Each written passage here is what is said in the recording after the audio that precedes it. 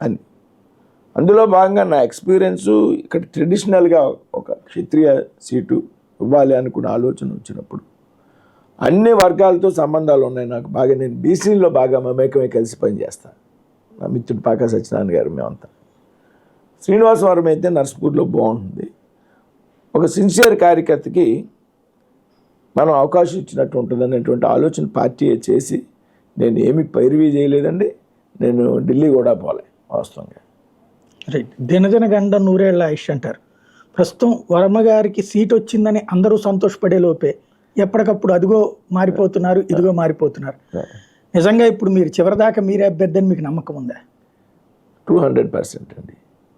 అసలు నా అభ్యర్థిత్వాన్ని మార్చాలనేది నా పార్టీలో లేదా ఆలోచన కానీ ఆ ప్రపోజల్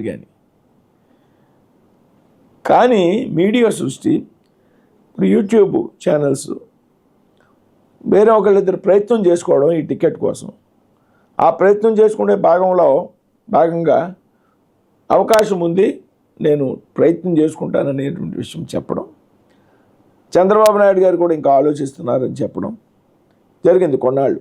తర్వాత చంద్రబాబు నాయుడు గారు టూర్కి వచ్చారు, నన్ను ఆయనతో పాటు రోడ్ షో చేశాను. చంద్రబాబు నాయుడు గారు పవన్ కళ్యాణ్ గారు కలిపి వచ్చారు, ఆయనతో పాటు రోడ్ షో చేశాను, బహిరంగంగా చెప్పడం జరిగింది. నా పార్టీ నాయకత్వంకి నేను ఎప్పుడు చెప్పలే ఈ రాష్ట్రంలో ఇలా ప్రచారం జరుగుతుంది. ఎందుకంటే నా పార్టీ మీద, నా పార్టీలో సిస్టమ్ మీద నాకు అవగాహన ఉంది. ఒకసారి పార్లమెంట్కి అభ్యర్థిని ప్రకటించాక అది మార్చాలి అంటే పార్లమెంటరీ బోర్డు నిర్ణయం